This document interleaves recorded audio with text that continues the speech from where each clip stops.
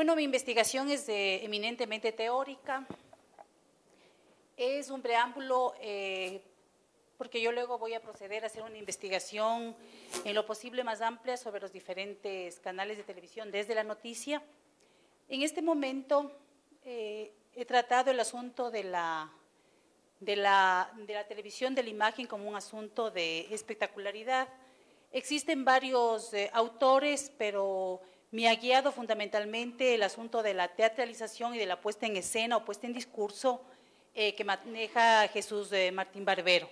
Como ustedes van a ver, hay algunos teóricos que yo voy a utilizar. También existe un análisis semiótico, semiológico, que busca la cuestión de los significados y significantes del asunto del texto, recordando un poco la intervención que hizo Hernán Reyes. En alguna ocasión también logré en la Facultad de Comunicación de la Central escucharle a Efendri Maldonado. Me parece sumamente interesante desde el punto de vista metodológico el asunto de lo transmetodológico.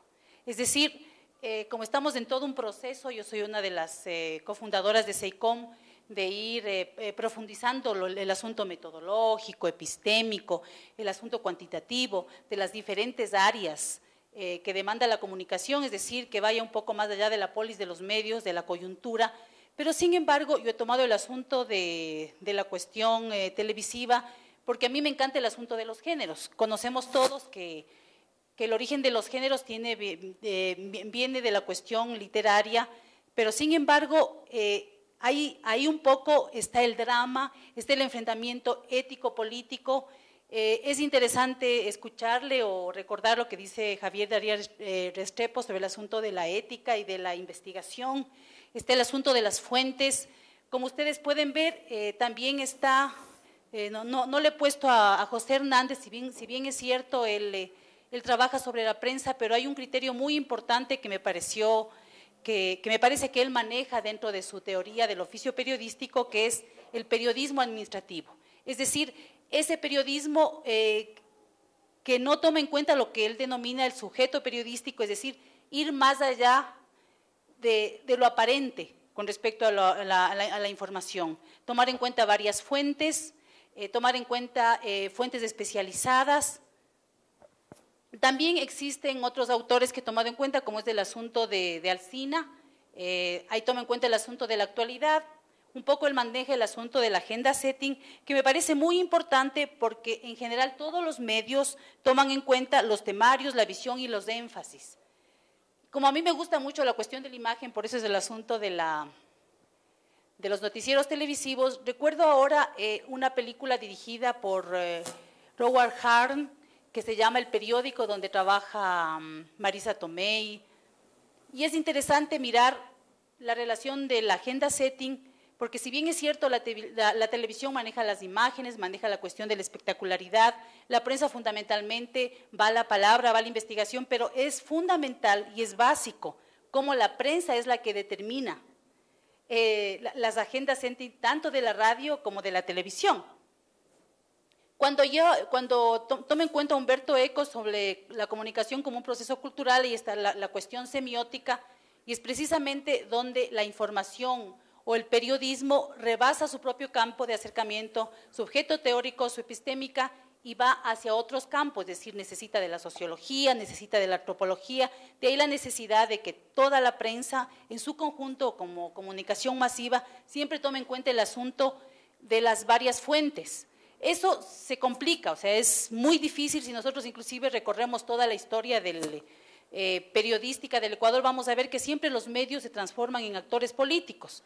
Y en este momento es mucho más complicado, donde cuando el Estado vuelve a tomar la administración social con el nuevo gobierno, se debe generar una televisión pública. Sin embargo, igual se transforman en actores políticos y se transforman en noticieros gubernamentales o ejecutivos, o del Ejecutivo.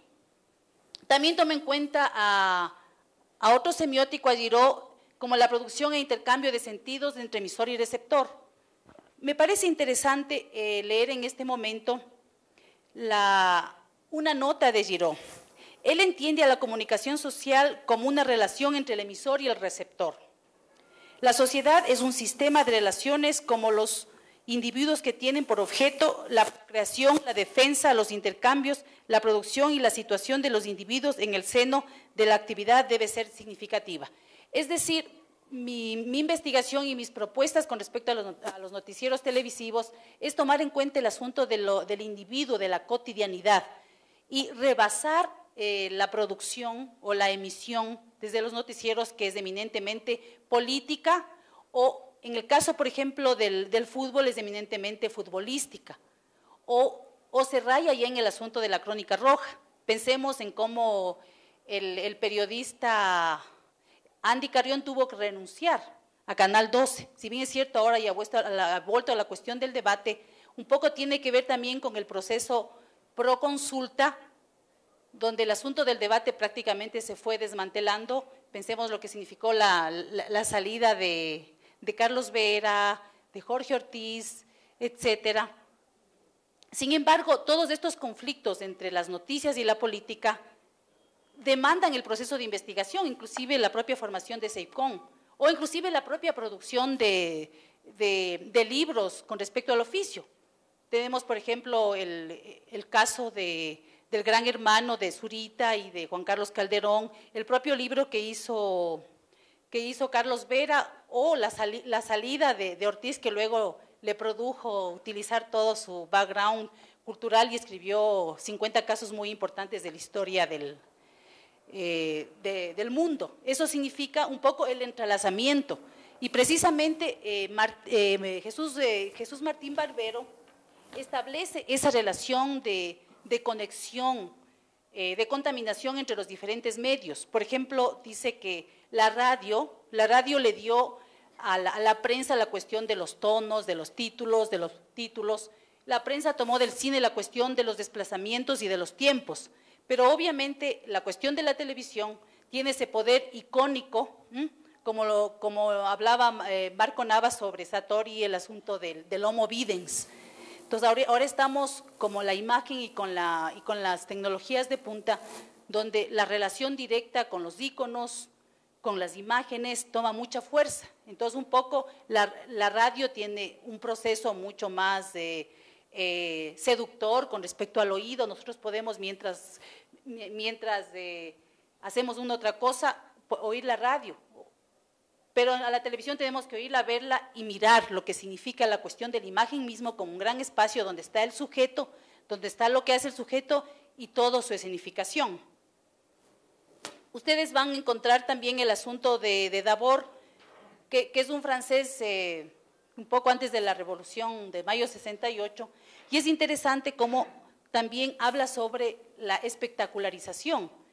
Él, si bien es cierto, es marxista y dice que la espectacularización viene del ocio que produce el desarrollo de la producción capitalista, donde luego el trabajador de ya rendir su trabajo y rendir la plusvalía para el capital no tiene nada que hacer. Entonces los medios entran con una visión un poco neocolonial de los medios norteamericanos como forma de vida norteamericano, y no le dan realmente un sustento positivo y no cumplen aquello de que los medios tienen que hacer, educar e informar. Me parece también muy interesante cómo estos procesos de la relación de los noticieros televisivos demandan el asunto de la opinión pública.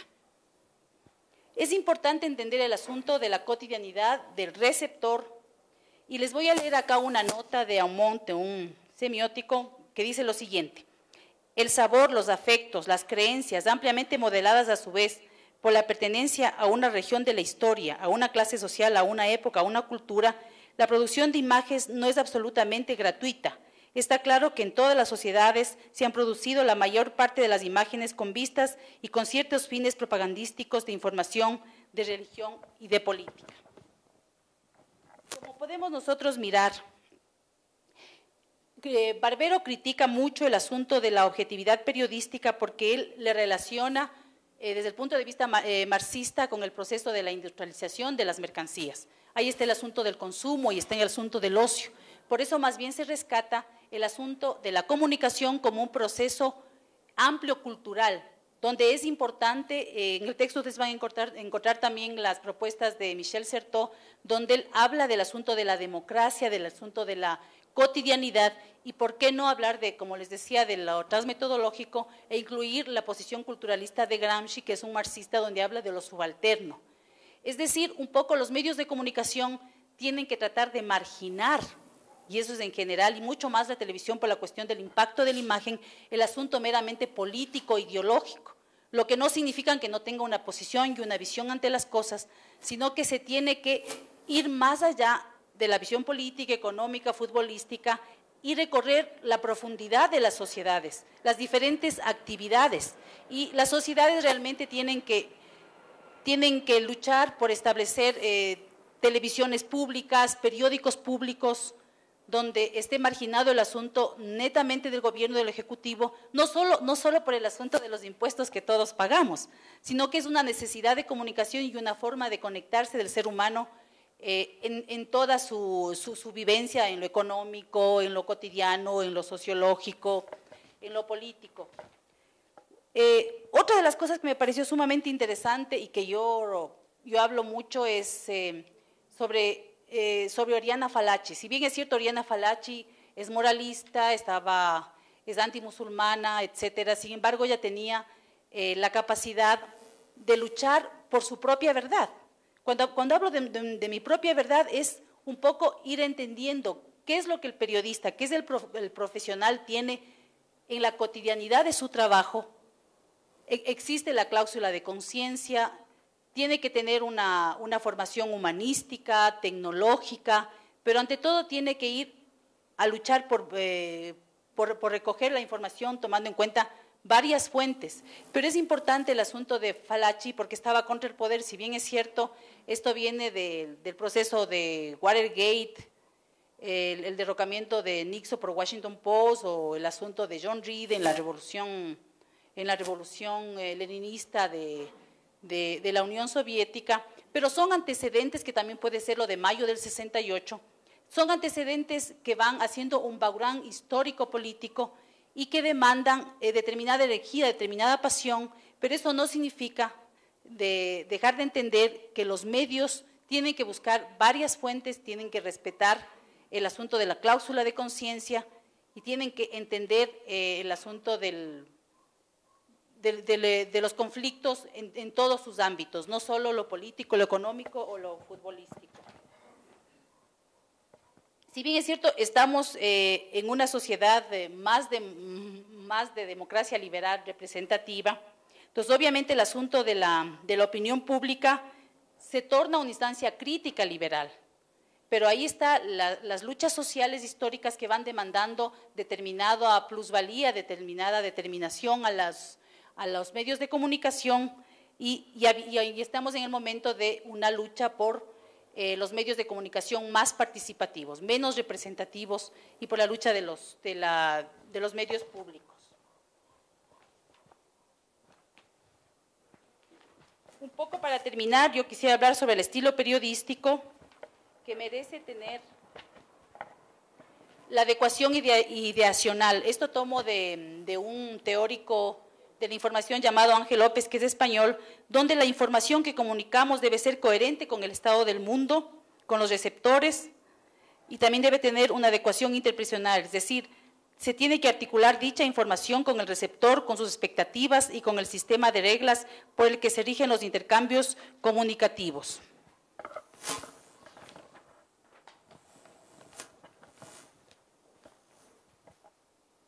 Y obviamente existe todo un proceso por democratizar la información. Si bien es cierto, se puede hablar de la democracia representativa o de la democracia participativa, porque de hecho en el fondo existe posiciones ideológicas, teóricas, pero es un juego de relaciones, de correlación de fuerzas, es un juego de cómo la sociedad a nivel colectivo y cómo el individuo en su cotidianidad va jugándose en cada una de las expectativas de su vida.